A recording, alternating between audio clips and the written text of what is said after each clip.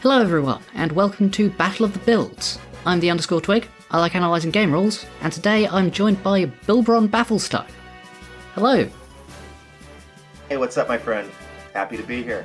Hi, we've known each other for ages, to be honest. We've worked on loads of builds in the past, haven't we? We sure have, yeah. And I will say right now, you're one of the smartest dudes that I associate with in my Discord, so this is going to be very exciting. Thank you. Yes.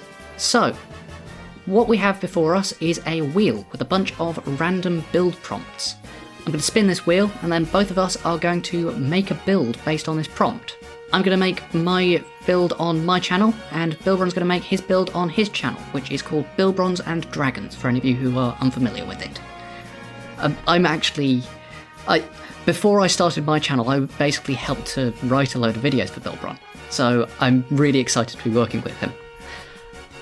Here, bro, same here. So, you ready? Yeah, let's do this. Hi. I want to see what this comes up. All right, I'm gonna let you know. I'm really hoping Jiraiya comes up. I love me some Naruto. Jiraiya's my favorite character. Okay then. Let's see. What do we got? What do we got? Oh, you might be in luck here. Called it! Well then. I'm going to need a bit of help on this one because I've not actually watched Naruto, but if you can give me some pointers, I'll have a look into this. Oh yeah, Jiraiya's called the Pervy Sage, the Toad Sage. So yeah, I'll give you some heads up on this dude off screen, and this is going to be fun. Great. So, to give a brief overview of the rules for everyone, we're going to make builds. Basically, anything is allowed if it's printed in an official book. You can do pretty much anything, but everyone at home is going to be voting on who has the better build. Better means whatever you want it to mean. It could mean more powerful, it could mean close to the prompt, could mean anything.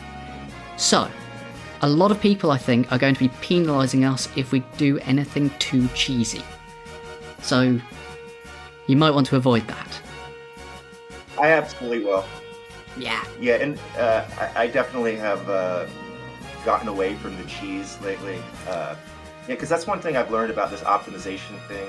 You can cheese your way into an amazing race car, but then your piloting skills don't matter so much, and you know, it's just not as fun if you have way better mechanics than everybody else. So these days I'm more towards, you know, let's actually do less optimized mechanics, and that way my piloting abilities can really shine.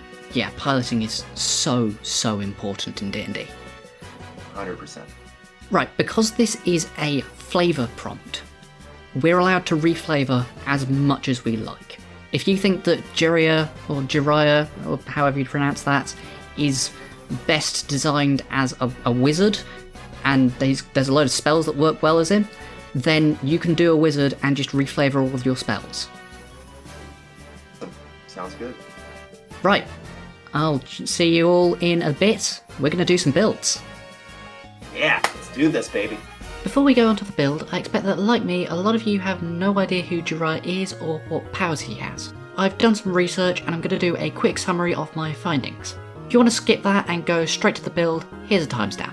One of the powers that he doesn't have though is seeing this video early. Only my patrons have that. They also have Discord access jutsu, and SK has held me at gunpoint and forced me to tell him he's cool and special jutsu. Right, back to me and Bilbron. Hello and welcome back everyone. I've been away and I've watched about 5 episodes of Naruto. I watched the episodes where Jiraiya goes and fights Pain. What do you think of those episodes, Bilbron? Iconic. He is the first. That's the first time he shows off Sage mode. Super impressive showing from the Jiraiya man. They were actually best than I was expecting them to be. Right, so before I go on to my actual build, I just wanted to go through sort of the things that I picked up on, all of his sort of character traits and his abilities and things like that. So I've just made a big list of them all here. I think there's about 18 of them in total that I picked up on. Going through all of these. Character traits, you've got his classic pervy old man stereotype. He's also actually pretty persuasive though. He, on several occasions, uses fairly good charisma skills, I think. which, I mean, here I've got him trying to get information from an old woman, but there was also a time where he chatted up some woman to give him information. There was a time where he was intimidating a guy. Lots of really good charisma skills, I thought. Don't necessarily agree there. Jiraiya's charisma tends to work on floozies turning tricks for money. Huh, okay. I wouldn't say that he's like necessarily super persuasive. Fair enough. I got that from those 5 episodes that I watched. You've watched a lot more than I have, though, so I will take your judgment on this. The other thing that I picked up on was that he seems to really care about his students. He appears to be some sort of teacher character, I think. And yeah, every single one of them he appears to genuinely, worry about, which I thought was pretty good. Absolutely. Of course, he's, Naruto's trainer and father figure, or one of his father figures. So he's, yes, definitely a very compassionate man, Jiraiya boy. Yeah. And going on to his actual abilities, though, some of his more sort of physical abilities, I saw quite a few fight scenes with him, and almost all of his attacks were kicks. There was very few punches, there was almost no weapon usage, it was a lot of kicks. I also got that he's really good at disguises. There were a few times that he tricked people by just dressing up as something, and there was this long scene where he was being chased by a bird and running up walls and through tunnels and all sorts of things, so very acrobatic. He can jump really high as well. Well, keep in mind you're watching him in Sage mode. Mm-hmm. He almost never does taijutsu. That was one of the interesting things about that particular battle, was that by entering Sage mode, he starts doing more taijutsu. As far as running up and down walls, that's just a standard ninja ability that pretty much all ninjas are taught. Right, okay. Some of his more sort of magical abilities, though. So he can use the shadow clone technique, which is probably the most famous Naruto technique, I think, which is basically, in D&D terms, it's very similar to what that Echo Knight does, I think. It's the shadow clone jutsu is kind of a hard one to do because it creates fully functional clones that are just as powerful as you are. They have all your jutsus.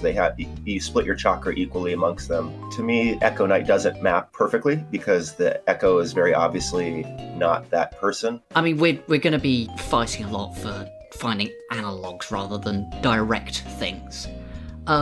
Talking of that, grappling with hair and this Rasengan ability, those were tough to find, I thought.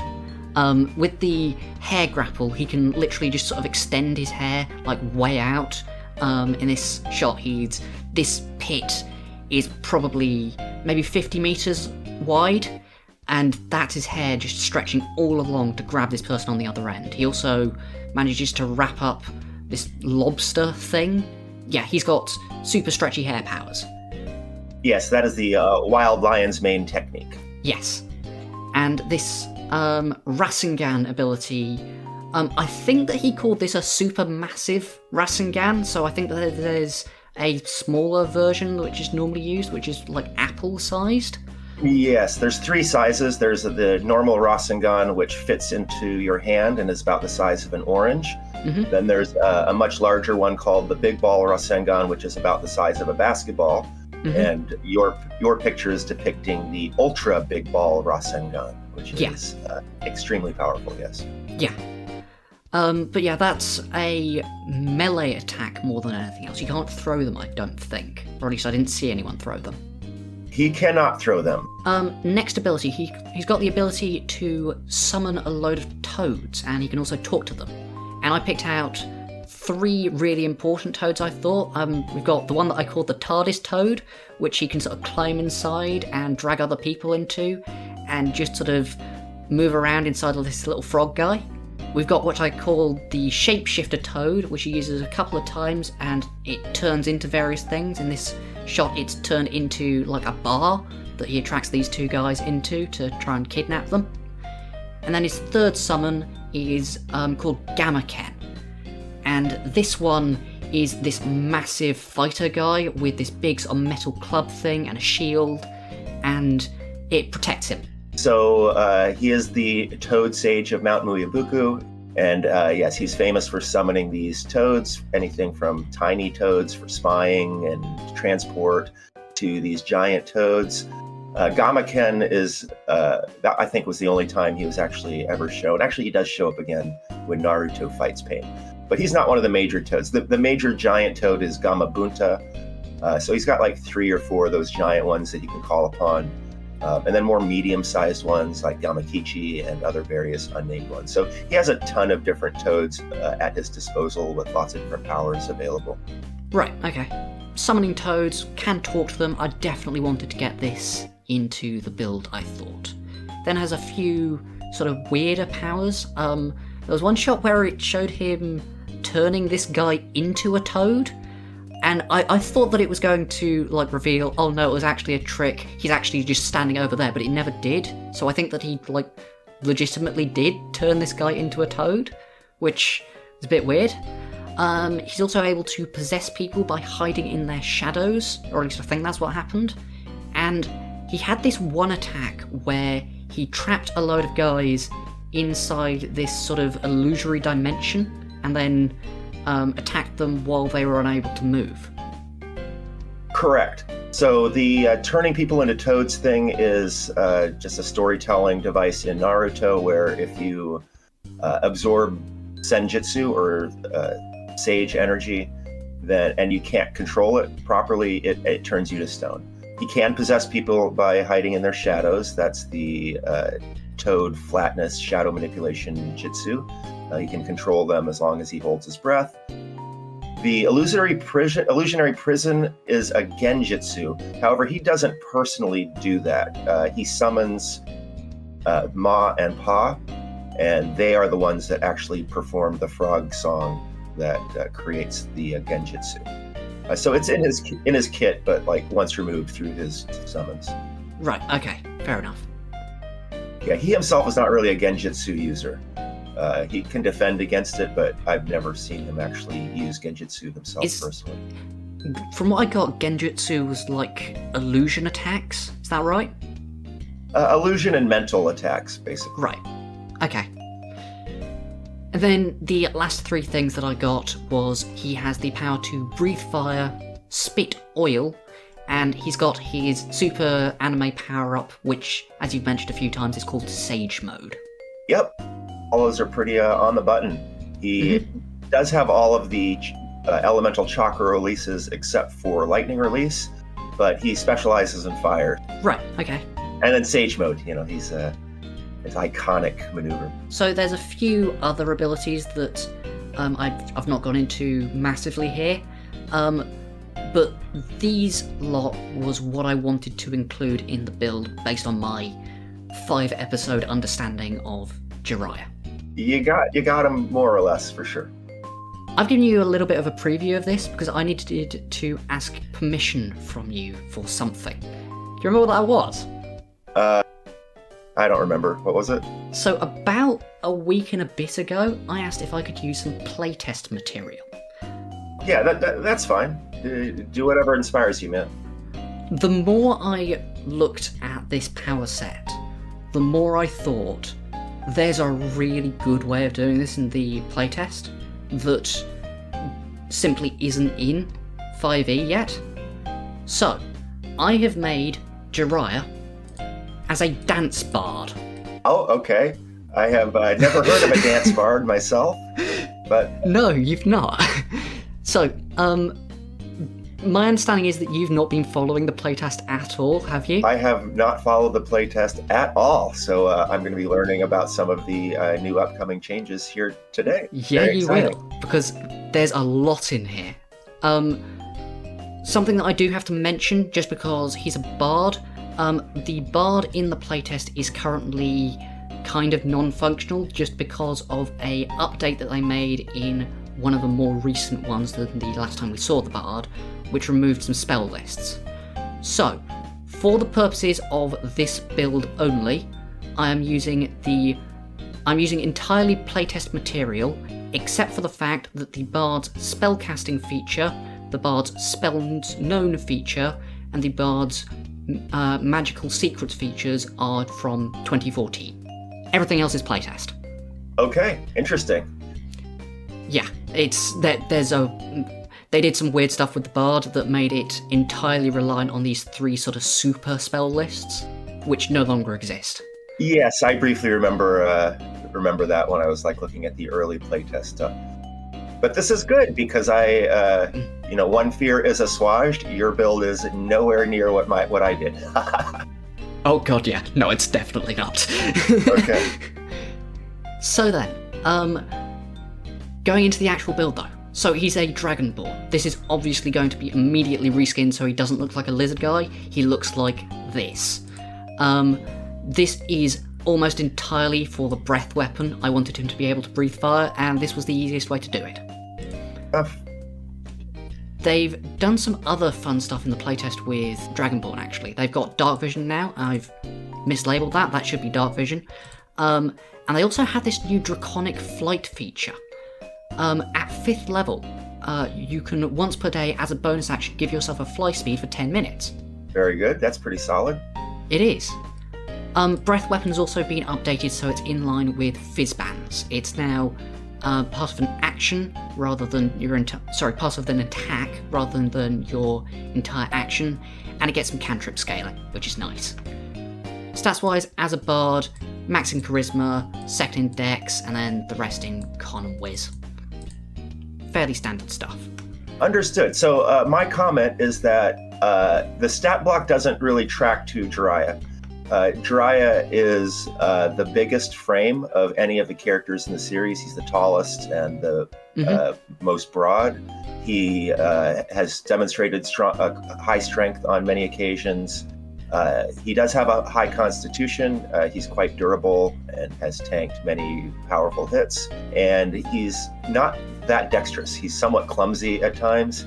He'll often be hilariously depicted in the anime, kind of stumbling about while he's trying to do his little intro dances and stuff. And he is smart as a whip. He has kind of a goofy persona, but there's, he's noticing everything, he's calculating everything, and sometimes he gets serious and drops some serious intel, serious analysis. My immediate impression is that the stat array does not seem to reflect Jiraiya to me, but I also understand this is Dungeons & Dragons, and I actually just had a discussion with a DM because I just started a new character and I provided some art, and he's like, no, you need to change this art. I was like, well, he's got a low strength and high dex, so he should be kind of like skinny, right? And he's like, no, I don't care about the stat blocks in terms of your actual character. Those are just numbers, and your guy can look however you want, and even if he's got a low intelligence, he can be smart, and all that. And I was like, okay. So there's definitely that philosophy out there.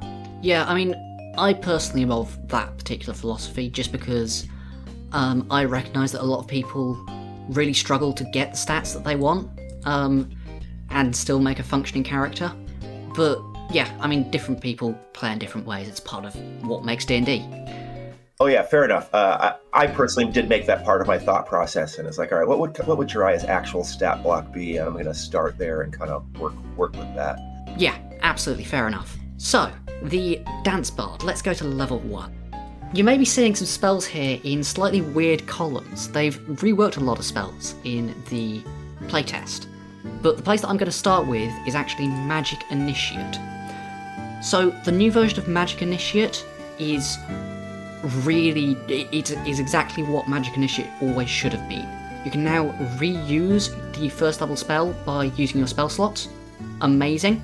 And you can also choose what spellcasting modifier you use. So in this particular build, I've picked Magic Initiate Druid, and I'm using Charisma for the spellcasting modifier. Thank goodness, man. I can't believe that WotC hasn't revamped or updated Magic Initiate to be consistent with, Strixhaven Initiate and Initiate of High Sorcery or Acolyte of High Sorcery or whatever it's called, where you actually do get to use your spell slots. And that was confounding me because I recently built a character and I kind of wanted to use Magic Initiate, and then I was like, oh wait, but I can't use my spell slots. After that, forget it. It's so bad. Yeah, I know. It's so much better. It's what it always should have been. I think it's probably what it was intended to be, and I just forgot to put that line on. How did I get Magic Initiate Druid though? every background now gives you a background feat from a shortlist. There is only a certain number of feats that you can pick. I think it's about 11 or 12 options, and almost all of them are fairly they're feats that you would expect a first level character to have. It's things like Magic Initiate, it's things like Tough, it's things like Alert.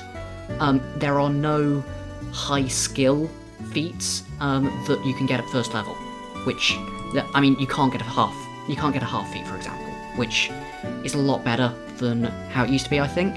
Understood. I'm familiar with that mechanic. It's been deployed in my West Marches and such, and so in my build I also gave him a background feat. Yeah. No, it's a really nice thing. It means that Variant Human is no longer supreme. Agreed. From Magic Initiate, we're getting the Jump spell, which is in the non-concentration column. We're getting Guidance, which is in the reaction column, and we're getting Thorn Whip, which is unchanged. Guidance is a reaction now. That's awesome. Guidance is a reaction now. You now use it as a reaction when someone fails a check, which it no longer uses your concentration in combat. You don't have to do that thing where you're constantly recasting it. It's so much nicer. The only thing that we kind of want is make it like once per character per day, because resistance is exactly the same, and having reaction resistance that you can use during combat is kind of an issue. Yeah, so wait, Blade Ward is a reaction as well? Is that what you're saying? Blade Ward is a reaction as well. Oh yeah, I'll get to that. Resistance. The resistance cantrip that gives you plus 1d4 on a saving throw is a reaction. Oh, okay. Oh, wow. All right. Which, yeah, that's a bit too much, I think. But yeah, Guidance is a reaction now. It is non-concentration. Can you use Guidance on initiative now, though, since there are no actions outside of combat? No, because initiative cannot be failed. Oh, so Guidance only kicks in when an initiative fails. Well, that's kind of a debuff then, because... It is a debuff, but I don't think it's a bad one. Yeah, I'd have to think about that, to be honest. To me, the major draw to Guidance is that it gets you an initiative bump if you're diligent about casting it every minute, which I don't see why a person can't just cast a spell every minute if they're on their guard or whatever. But alright, so noted. I thought this was a really good way of showing his whole mentorship thing. He's teaching other people how to do whatever they're doing. He's directing them. You can do it slightly better this way, stuff like that. And he's also got Bardic Inspiration to do the same thing. And Bardic Inspiration also received a buff, so you now use it after you fail, rather than before you're told whether you fail or succeed, which is a lot nicer. Jump. Now, this is one of the ones that we're really excited about, because Jump has had a full revamp. The old Jump spell was a concentration spell, and it wasn't very good. The new one is a bonus action cast, non-concentration for a minute, and you can use 10 feet of your movement to jump 30 feet. Amazing! Holy crap! Yeah. It's like Expeditious Retreat and Jump all in one. We're looking at it as a better version of Longstrider. I love it. Yeah, it's really, really good, and we're super excited about it. The Warlock's Ascendant step, I think it is, it still exists, and it's now gone down to level 2, so they can do this at will, and it's lovely. You can also upcast it to target multiple people, which is really nice. This is going to be his whole sort of acrobatics and running on walls and things. Running on walls was actually kind of hard for this build. There was some options that I had, but they didn't really come up in an easy way. Well, you remind me that I didn't actually account for that ability in my build, or at least the spoken part, although it's very easily added to the build that I created, so... Yeah. Thorn Whip is going to be his grappling with hair. I thought this was a really nice way to do it. He can shoot out his ponytail or whatever, grab someone, pull them towards him. Excellent. Yeah, that's pretty cool. I can see that. Right. Now onto our bard spells. Wait, tell me about True Strike. That's one of the worst spells in the game. It's the current iteration. In the current iteration, is it better now? You'll notice it's in the blasts column. So True Strike now is like Booming Blade, sort of. You use a weapon and you make a weapon attack using your spellcasting modifier. It's basically a single action hexblading. Cool. It works with both melee and ranged weapons, so at low levels, it's now normally best to use a light crossbow with True Strike rather than any of the other damaging cantrips, unless you want the riders on like Ray of Frost or something. Oh. It went from a never used because it's so bad to gotta use it, it's the best. Yeah, I know. So on this particular build, bards now only get proficiency with simple weapons. They've lost all of the repair and things like that, so it's simple weapons only. So I've got him using a quarterstaff versatile with True Strike, which is why True Strike is doing 1d8 plus 3. And this is my really hackneyed, you gotta squint and believe this is his Rasengan. Okay. So that's the Rasengan? Yes, that is the Rasengan. It's not my proudest part of this build, but it's how I was doing it. It's what I could get. Okay, fair enough. Yep. Now I just I guess being a little criticism in the sense that I don't necessarily attribute these things to Jiraiya. He's not one that uses a weapon really. No. Mostly the shinobi in this anime mostly throw hands, and when they do use, they do have swords. Some people use swords, but almost all of them use kunai and shuriken. Yeah. Kunai being little daggers basically. Yeah. I mean, I was gonna reskin this as just him punching, rather than because even though he is technically holding a quarterstaff, I reckon you could probably say that he's punching. It's mechanically no different, but it's just a flavour thing, I think. Fair enough. Blade Ward in the reaction slot. So Blade Ward is completely different now. It now, when you are hit by a melee attack, you can give it disadvantage.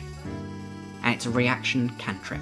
Okay, not horrible, and not as good at shield, so that seems well tuned. Yep. Other things here are unchanged. He's got Disguise Self for obviously disguising. He's got Speak with Animals for talking to the toads. And Fairy Fire, I was thinking this could be sort of a low-level version of Spitting Oil. Quite a few times he used that. It was specifically to stop people from moving properly.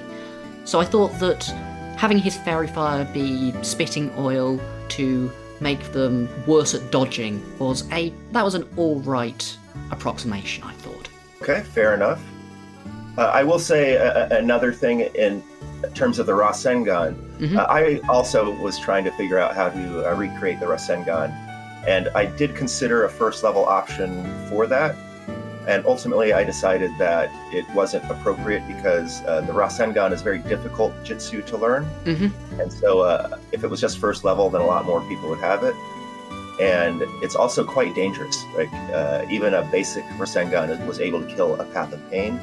So I also thought that the considered first level option that I was thinking about was not sufficiently powerful. So I thought it was too easy to learn and too powerful, and so discarded it and went in a different route. And I do think those criticisms would apply to this Rasengan. Right, fair enough. This is just me not knowing the source material, I think. Yeah, fair understood. enough. Understood. Yeah, I love this series and have watched Jiraiya in action many times. Yeah. Right, level 2. We're getting Expertise, Jack of all trades, and Charm Person.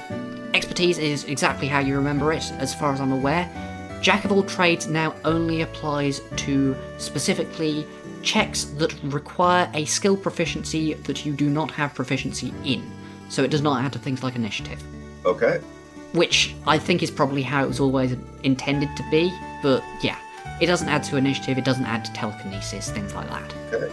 It only adds to, like, your athletics check or whatever. Got it. Charm person, I mean, I thought that he was quite good at talking to people and getting them to do what he wanted, so this was just me putting that in. It's unchanged in the playtest. It's unchanged, so people still become hostile once the effect wears off? They know that you cast it. Hostile was on friends, which has been changed. Okay, interesting. Right. 3rd level. We're now a dance bard, and this gives 2 really cool features. First up is dazzling footwork. So this gives us essentially a bunch of monk features. It gives us unarmored defense based on our charisma. So we now add 10 plus dex plus charisma to our AC, which is why we now have 16 AC. It also gives us dexterity unarmed strikes, and we use our bardic inspiration die for our damage die for them. And the 3rd thing that it does is every time we spend a bardic inspiration, we get to make a unarmed strike completely for free as part of the same action. So now every time we go up and we give someone a d6, we can just punch a guy at the same time. Really nice. Yeah. The other thing that we get from this is inspiring movement. And inspiring movement is a lot like the thing that the Glamour Bard has. This says that anytime a enemy ends its turn within 5 feet of an ally, you can spend a bardic inspiration, move half your movement, and then the ally gets to move a number of squares equal to your roll on the bardic inspiration die. Wow. Yeah. Without incurring opportunity attacks? No opportunity attacks. Oh my gosh, so that's like maneuvering strike. It's like maneuvering strike, but you also get to move with it. Amazing! Wow. Yeah. That's one of the best Battle Master maneuvers. And it's on a reaction as well. All right, love it. I'm loving that. Yeah. And because it spends a bardic inspiration, it triggers dazzling footwork. We get to make an unarmed strike. Oh, even better. Yeah. Holy crap. It's really good. Yeah. That is actually really amazing. Holy crap. Yeah. I can see how useful that would be in actual battles. Unarmed strikes have also got a lot of buffs, so they can now be used to either punch or grapple or shove. So this could be a grapple if we wanted it to be, and grappling itself got massive buffs as well. It's a really good condition now. You know how the Armourer has that feature that gives the enemy disadvantage on everyone except you? Grappling now does that as well. Oh, wow. Yeah. Wow, really? So okay, that's amazing. So we could, in theory, run up to use a reaction to run up to someone, get someone else out, and then grapple, meaning that the enemy also has disadvantage on further attacks against anyone except us. Can't move still, I presume. Can't move still, yes. Amazing. So, spells that we've taken for this level. I've picked up Mirror Image. This is effectively Shadow Clone. It's not one-to-one, but it's pretty close. It's a bunch of guys, copies of you, just sort of running around you. I thought that was close-ish. And I've also picked up Phantasmal Force, which was going to be his sort of illusionary prison attack that I didn't know the name of. You said that that's quite a high-level thing, that it's not technically something that he does, but I forced it in here because I saw Phantasmal Force. Okay, cool. Mm-hmm. I understand the choice of mirror image. In making my own build, realized that really the only two things in D&D that were sort of shadow clone-y were mirror image and simulacrum. So. Yeah. I've also dropped Featherfall here, which I forgot to mention at first level. This was just a general, I thought ninjas should have Featherfall. It's not really going into anything, it's just, I thought ninjas should have Featherfall. Yeah, hey, that makes sense, especially at lower levels when a fall can kill you, and dropping it when you're a little bit more durable makes sense. Yep. Right, moving on to 4th level. They buffed Warcaster. It's a They half buffed feat now. Warcaster. Amazing. I hate it. I really hate it. Warcaster, it has all of the old features, but it's also now a half feat. It's like, why are you picking anything else ever? Right, that does seem quite powerful, but I mean, I don't know. Other stuff probably got buffed too, right? I've done a lot of looking into it, and on a full caster, there's like, you're picking Warcaster, like almost every time. I don't like it, but I have picked it up here because it's so good, and I'm in melee a lot of the time because I'm punching people. Makes sense. Other things that I've done here, I've picked up Friends as my third cantrip, so I can drop Charm Person. They fill basically the same role now. Friends has got changed, so it no longer makes them hostile, but it has now got a saving throw on it. It lasts a minute, and you can only cast it on each person once per day. So if you fail to land it, then you can't cast it again. Okay. It's definitely more useful if they don't go hostile. Yeah. Just, No, absolutely. It's usable now, rather than being a weird thing that you would only ever take on a Warlock. The other things that I'm picking up here are Invisibility. He's quite good at hiding, and I thought this made it even easier for him to hide. He does, and he actually has a specific jutsu called the Transparent Escape Jutsu, which is literally invisibility, which he created that jutsu so that he could better spy on the girls in the baths. Oh dear. Oh no. Yeah. Jiraiya can definitely turn invisible, brother. Oh god. Yeah, not dealing with that then. Okay, let's move on. I got Pyrotechnics. There was one scene where he used a smoke bomb, and I thought this was a nice pickup for that. And it also combos really nicely with something that I'm picking up later on, which you can look forward to. I know that you love Pyrotechnics. I do. I am a huge proponent and fan of Pyrotechnics. I carry it on almost all of my characters that can take it because it is, it's so good. Yeah. Non-concentration, heavy obscurement that defeats True Sight, and all of that is amazing. Yeah, for any of you who don't know, this is basically Fog Cloud without the concentration. It's great. Moving on to 5th level. So our Bardic Inspiration goes up to a D8. We now do D8 with our Unarmed Strikes as well. And True Strike scales, so it gets to add a D6 to every True Strike attack, which is nice. We also get Font of Inspiration, and this has had a really interesting buff.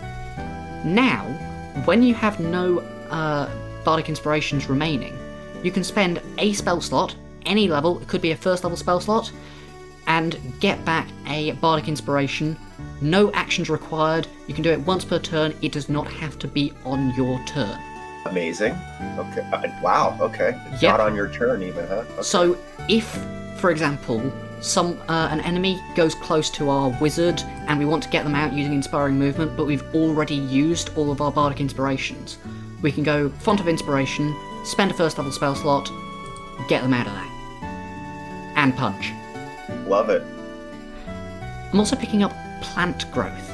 This is our new version of Spitting Oil, because it's going to cover the entire battlefield, make it really hard for everyone to move, and whilst it's not directly stated in the rules, because this is just normal plant growth, it's just normal plants, I think that it's fairly reasonable for us to use our breath weapon to light this on fire. I think that's reasonable.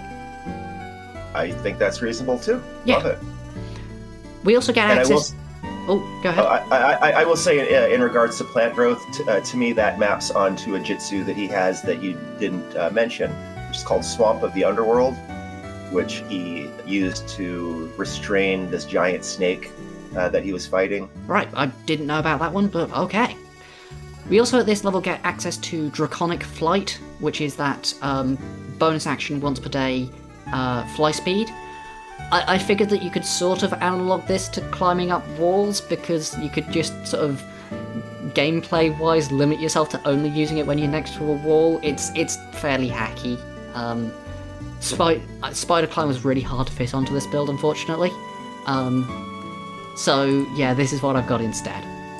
Hey, that works for me. You know, jumping from wall to wall, you can definitely reskin that as you're going along. Yeah, absolutely.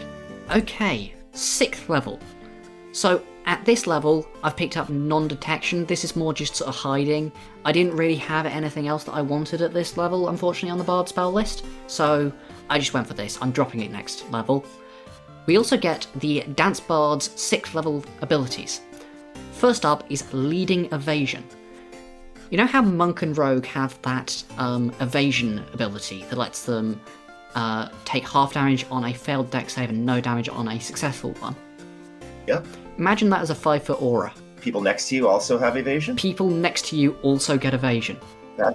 That's great for being mounted, too. Yeah, it is, which is really nice. We also get Tandem Footwork. And Tandem Footwork is a really, really nice feature, because what it says is when you roll initiative, you can spend a Bardic Inspiration, roll the die, and add it to your entire party's initiative. Wow. Yeah. Okay, I love it. This is going to be more of him being a good mentor, teaching people how to do things. Yeah, this is just super that, I thought. He's planning ahead. He's using his information collecting stuff to be ready for combat. Really, really good. Fantastic. Okay, moving on to 7th level now. We get a few things here. As I said, I'm dropping non-detection because I wanted Polymorph and Dimension Door. So Dimension Door, I spotted a few times he just sort of disappeared into a puff of smoke, and I mean, this was the easiest way to do that because Bard doesn't get Misty Step, unfortunately. So Dimension Door instead. Works for me. Polymorph I was going to use for turning other people into frogs, and also what I described earlier as the TARDIS frog that he can just sort of climb inside. He's gonna go into frog form using Polymorph and just sort of sneak into places, I thought. I love it. That's really perfect. Yeah. Fantastic. Counter Charm. This got a massive buff. It's no longer terrible. Okay, thank God for that. Yes. So Counter Charm is now a reaction. You can do it as many times as you like. There's no limit on it. When someone fails a saving throw against either the Charmed condition or the Frightened condition, you can let them re-roll it, and they get advantage on the re-roll. Love it. Yeah. That is okay. That is a million times better than what it is now. Yeah. This is going to be more of him being a good mentor. He's going to be helping his students get out of tight spots. Really nice stuff there, I thought. Yeah, like I said, he does not really use Genjutsu himself, but he can can teach other people how to break out of it, so that's perfect. Yeah, great. Right, 8th level. I've just gone Charisma +2 for the ASI, and I also got Freedom of Movement, just because, again, I thought it's something that ninjas should have. Makes sense to me, and yeah, bumping your charisma when it's doing all this work for you also makes eminent sense. Yeah, the most important bit about this, actually, because of what we're going to do later on, is that it gives us another Bardic Inspiration. That is actually more important to us than boosting our attacks or boosting our saving throws. Getting another Bardic Inspiration is ridiculously important on this build. You'll see why. Makes sense to me. Yeah, it makes sense to me. It's doing so much with that maneuvering thing and all of that. So, yeah. And it increases your AC and your attack. It's your attack modifier. So yeah, makes sense. Yeah, it's going to do even more than that later on as well. Okay, I can't wait to see. Level 9. So we get some 5th level spell slots, and at this level, I'm dropping Fairy Fire. We've got Plant Growth now. That's a better version of Spitting Oil. I'm going to get Dominate Person. This is going to be his hiding in people's shadows thing. And also getting Mislead, which is going to be another Shadow Clone. That's pretty clever for Shadow Clones. I hadn't actually thought of that. I also use Dominate Person for the Toad Flatness Shadow Manipulation, so we're all on the same page. Great. And yeah, you also get another Expertise at this level. Same version of Expertise as before.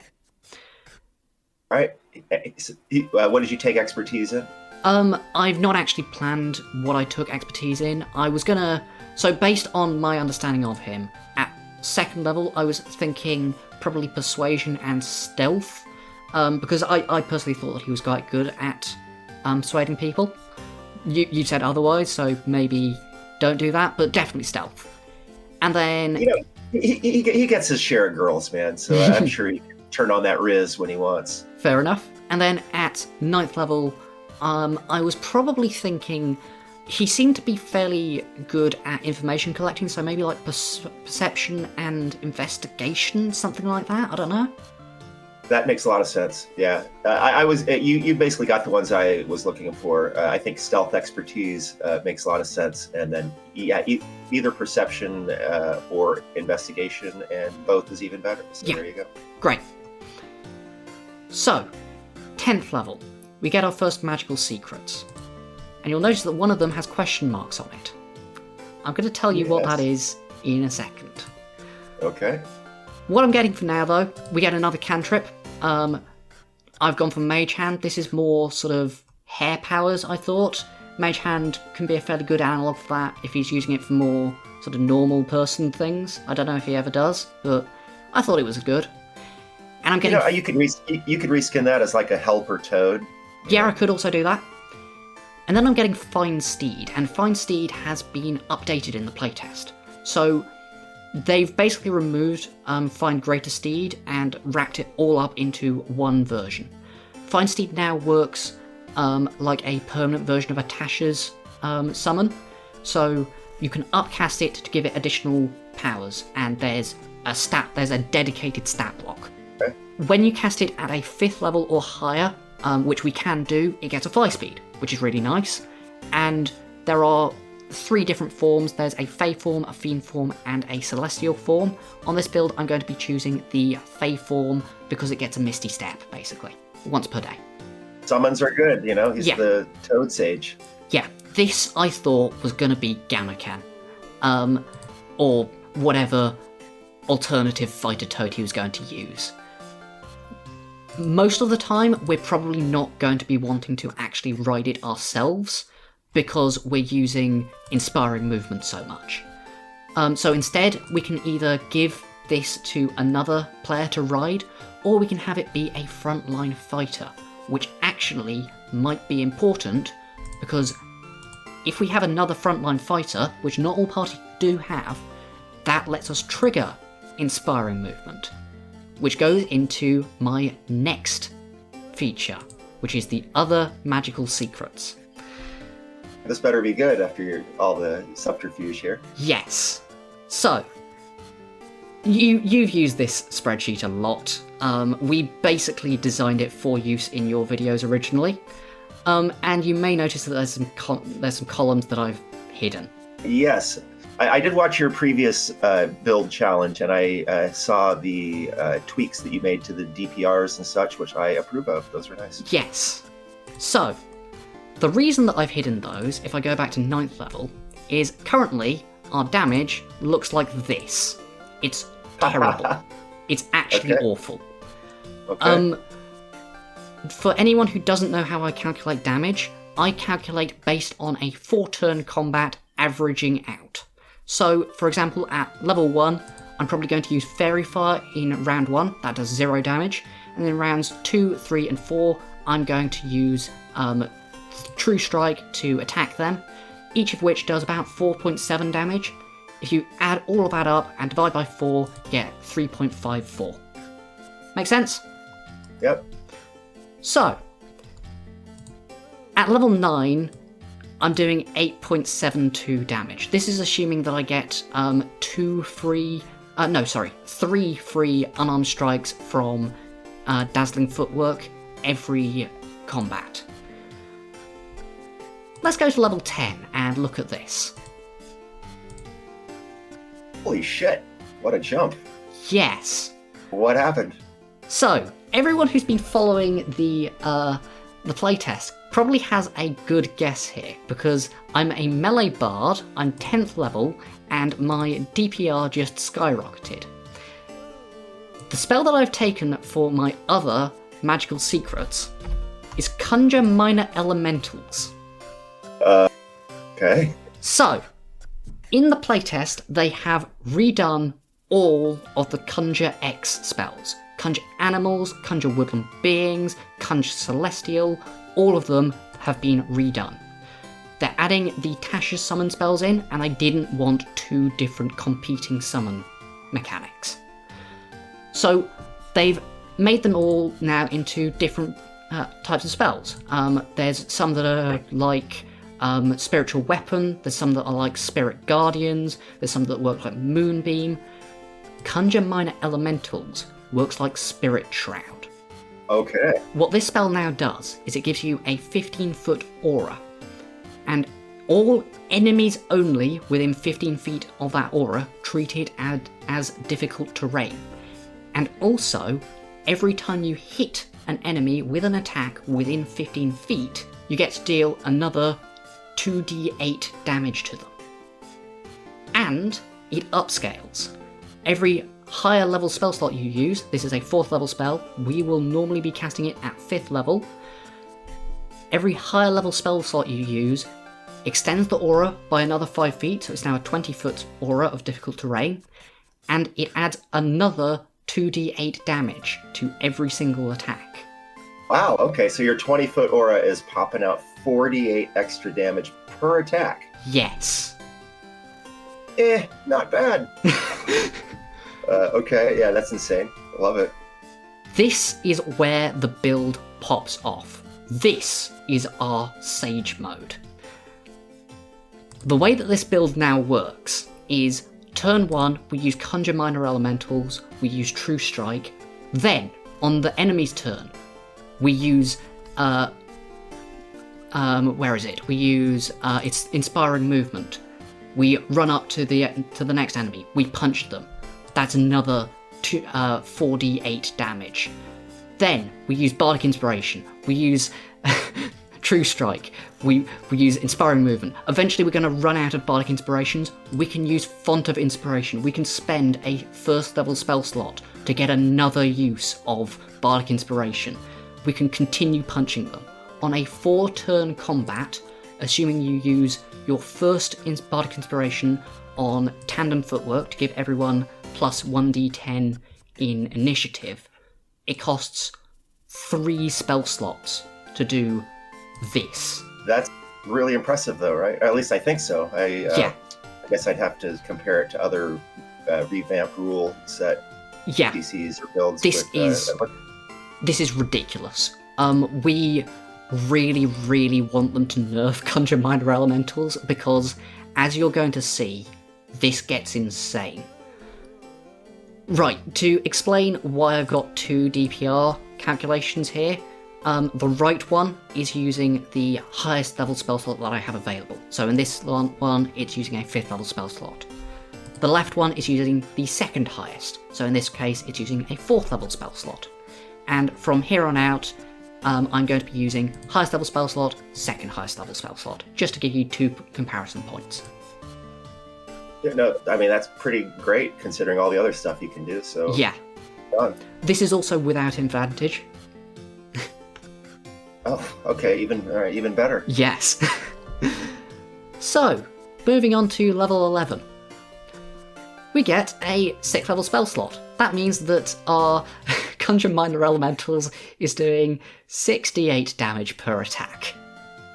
I also picked up Major Image here. This can now be cast with a 6th level spell slot to become permanent, and I thought that if you squint a bit, this can sort of become that shapeshifter toad that turned into a tavern, like ish. Sure, okay, works for me. That's all that's going on at level 11 though. At level 12, we get a feat, and I've picked up the new Weapon Master feat, giving myself +1 dexterity and weapon mastery in the dagger. Now, okay. Are you familiar with weapon masteries? This is one of the things that I think you might be, but I'm not 100% sure. I am not. All I know about it is it's a bad feat as currently constituted. So, the way that Weapon Master now works is it gives you a feature called Weapon Mastery. And Weapon Mastery lets you choose one weapon every long rest, and you get to access what is called its Mastery property. All weapons now have a new property on them. which lets you do a special technique if you have mastery in them. There's some that let you shove someone 10 feet every time you hit them. There's some that let you knock someone prone when you hit with them. The dagger gets a really special one called Nick. And what Nick does is it lets you do 2-weapon fighting without spending a bonus action. Huh. Okay, very cool. The dagger is, in my opinion, the single most improved weapon in the entire playtest. It is incredibly strong now. Yeah, that sounds pretty amazing, actually. Yeah.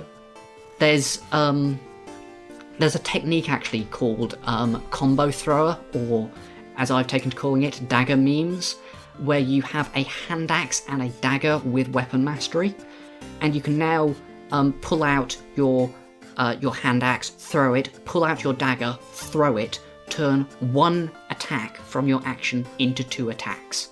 It is really strong. It can be done on every single weapon-based build. Wicked. Yeah.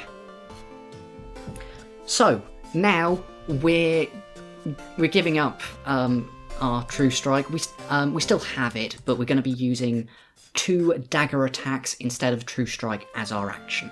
And this gives us even more access to Conjure Minor Elementals. We're now doing 4 attacks per round. Each of them is adding 6d8. Insane, okay. It's ridiculous. That's kind of what I'm thinking, but hey, alright. Looking forward to this new rule set. We really, really want Conjure Minor Elementals to be nerfed. As you can see, at 13th level, with a 7th level spell slot, we're doing 86.23 average damage per round. Amazing. And it's white, so yeah, it's clearing the bar quite nicely. Currently, the Advantage Crossbow Expert is doing this 52.98 average. It's ridiculous.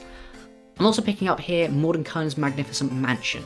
This is a slightly better version of the Shapeshifter Toad, I thought, or maybe you could use it sort of in conjunction with Major Image, so you lure them in using the Major Image, then they get inside of your Mordenkainen's Magnificent Mansion, something like that. It can also be used as the TARDIS Toad, I thought, to sort of hide. Got it. Right, moving on further. 14th level. We get our next magical secrets, and we also get the Irresistible Dance feature from the Dance Bard. And all this does is it gives us free prep for Otto's Irresistible Dance and once per day free usage. Otto's it's an alright spell. It's fine. Yeah, it's solid. Yeah. As long as they're not resistant to charm, but yeah, I get it. Yeah. Good spell. I'm also picking up Magic Jar here. This is an even better version of Dominate Person for the hiding in shadows to possess people thing. And I'm picking up Mental Prison to replace Phantasmal Force. I was about to be worried when I thought you were going to say Magic Jar is an even better version of the current version of Magic Jar. And I'd be like, what? No, fortunately not. Magic Jar is Good. unchanged. But yeah, Mental Prison is going to be this feature down here, this Illusionary Prison attack. Got it. Right, level 15. So Bardic Inspiration is now doing D12, where we now have D12 punches. We're doing 2 of those every round. We've got 8th level spell slots. Our Conjure Minor Elementals is adding 10d8. It's insane. Oh my god, what is that? Yeah, that is clearly way too powerful. If Yes. you're dropping all your highest level spell slots on a 4th level spell. That's I pretty know. crazy. It needs nerfing. This part of this build is actually in order to persuade people that it needs nerfing. There were other ways of going with this build. Like, to be honest, by like level 11, I've picked off every single one of these abilities. I've got all of them. And I was thinking about other things that I could do. I was thinking maybe I could go into Warlock. The new version of the Archfey is really good here. It gets a load of extra Misty Steps, it gets Spider Climb, all sorts of good stuff. I thought about going Paladin, because Divine Smite now works with unarmed strikes. But I wanted to go Bard just to show off, like, how ridiculous Conjure Minor Elementals is, and also to show off some of the higher level Bard stuff, because it's really cool. For me. Spell-wise, at this level I've picked up Glibness. This was more of that. I thought that he was really good and persuasive, and this was just like the ultimate incarnation of that, I thought. Agreed. I like me some glibness. 16th level. I've picked up the Skulker feat. You're going to like the Skulker feat. You're going to like it a lot, because it's had a massive buff. So it's now a half feat, improving Dex. We're now up to 18 Dex, so I'm bumping our AC, our initiative, all of our attacks are getting better. Skulker now has 3 things that it does. First off, while in combat, you have advantage on hide actions. Second off, while you're hidden, or, well, actually now, while you're invisible, because they've changed how hiding works, if you miss with an attack, you do not lose the condition. And third off, it now gives you 10 feet of blindside. Amazing! Holy crap! Really? Yes! And up here, I got Pyrotechnics. Yeah, dude, that is a hell of a combo right there. Wow! That Skulker does that? Skulker is incredible. That's crazy. It's incredible. Yeah, I'm a fan. Yeah, I'm not using Skulker in these damage counts, by the way. These are still without advantage. Holy crap. Yeah. Alright. To repeat again, nerf Conjure Minor Elementals, please. Yeah, you're getting me on that train. 17th level. Another big. You're just making these massive DPR bumps, like every level plus 20. Holy shit. Yeah, I know. I mean, I'm doing 4 attacks every turn. Each of them is now adding 12d8 because I'm using a 9th level spell slot. Dude, What is this? What is this? I mean, just seeing what you've got on the screen right now, you jumped 19 from 14 to 15, you jumped 11 from 15 to 16, and then you just added 21. Yeah, it's 20. Dude, that's ridiculous. Crazy. What is going on here? Okay. Okay, now getting over that, True Polymorph. So this is a better version of what we were going for earlier. Now we can permanently turn people into frogs. And there was also this one scene that I saw where he turned himself into like a rubbish bin so that he could get someone to throw some like secret note into him so he could steal it. And this lets him do that. Yeah, amazing. There's also a few other things that he can do with this. What else did he do? God, there was something else that I wanted to mention here and I've completely forgotten what it was. But yeah, there's a load of things that you can do with this. Yeah, I mean, I use True Polymorph in my own build. It's just redonkulously powerful with things being able to be permanently polymorphed into, massive CR creatures. So yeah, I approve. Yeah.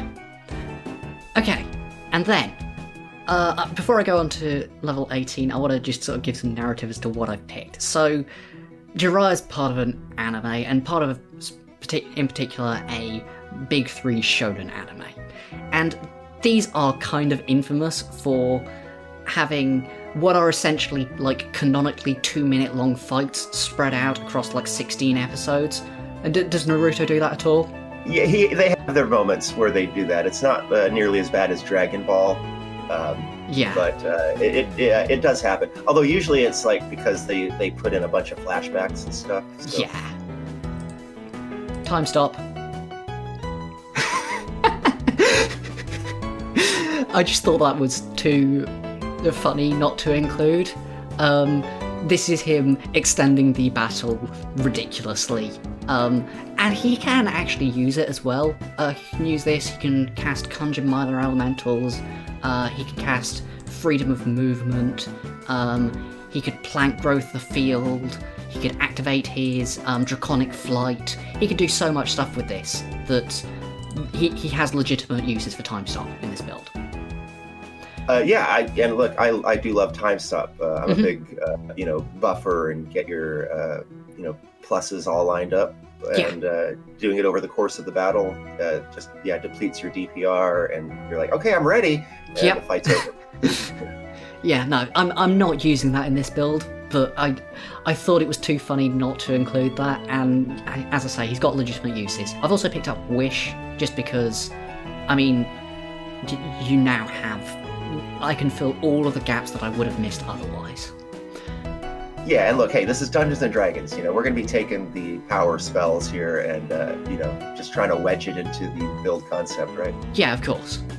We also get Superior Inspiration at this level. This used to be the old Bard Capstone.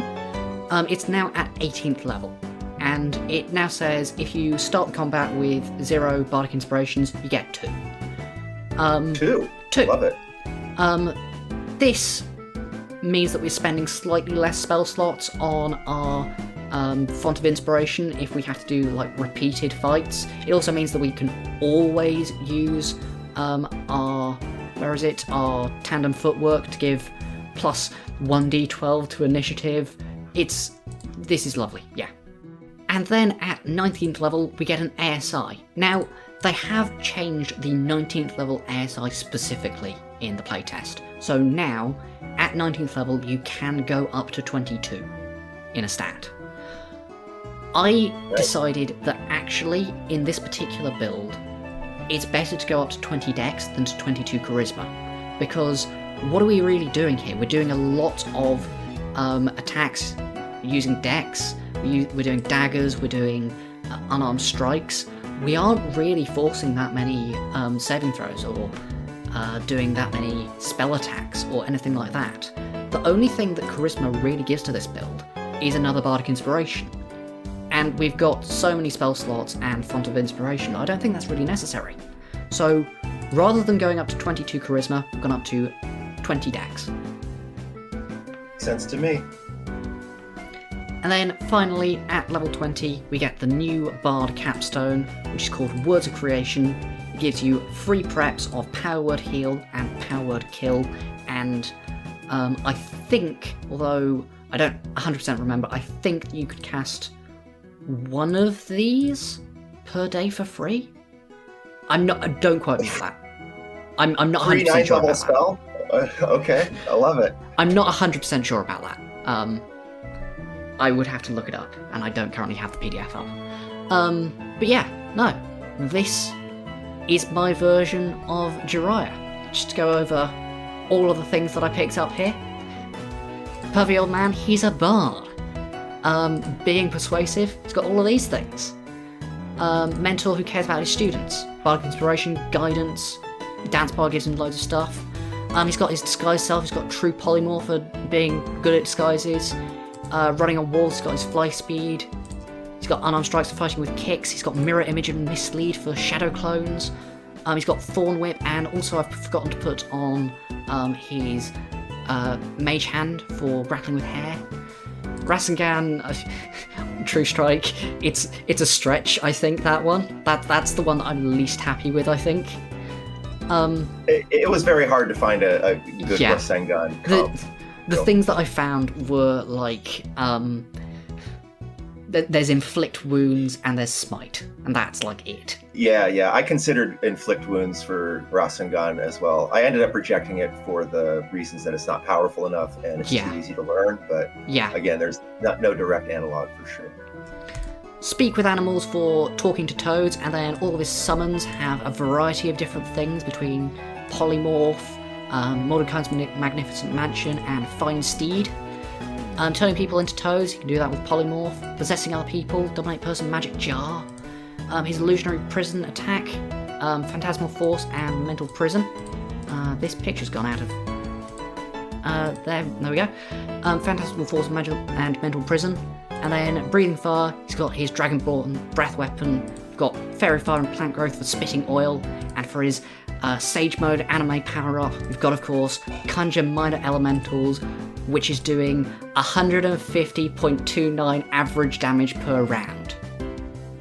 Dude, that's literally 2.5 times what the the crossbow expert is doing, and that's fucking bonkers. Do you want to know something even worse? This is not using advantage. Jeez, Merry Christmas. Wow.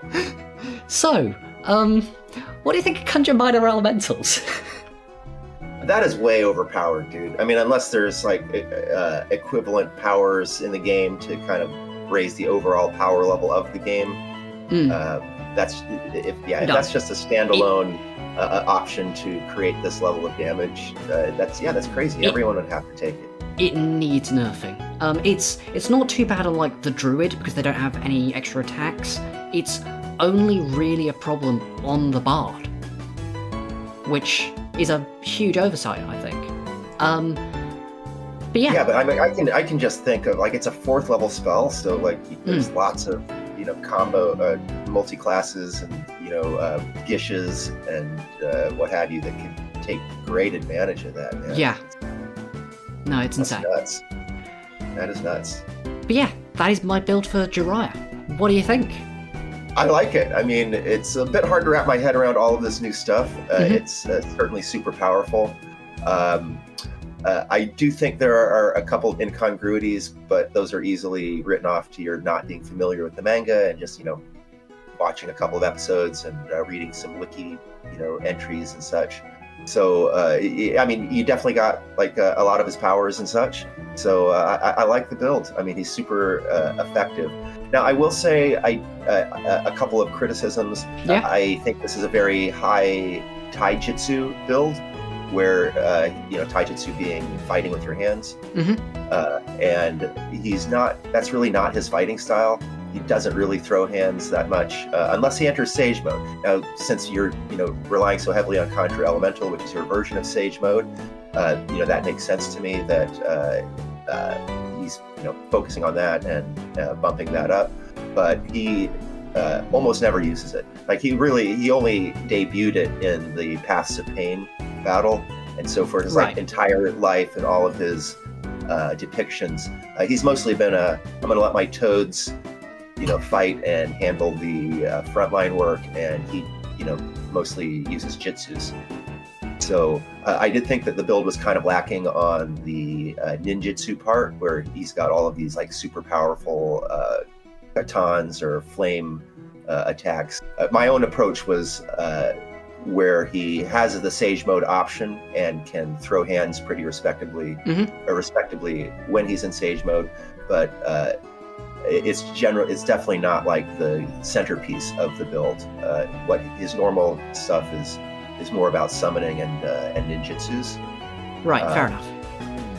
No, I mean, I will say that probably about 50, maybe only 40% of his entire screen time for me, and probably about 80% of his screen time fighting was in Sage Mode. So that's probably where I got that from.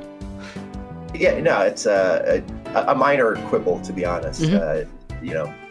Someone who's watched the anime a couple of times and such might quibble, which I am just mentioning for the record. But I love this build, man. I mean, geez, he's pumping out crazy damage. He's a really good teammate to have with that like maneuvering strike thing. Oh god, yeah. Right, and leading evasion. A lot of really powerful spells. This is a really nice build, man. This guy's gonna fuck some people up. Oh god, yeah. No, the support stuff here is so good on the Dance Bard.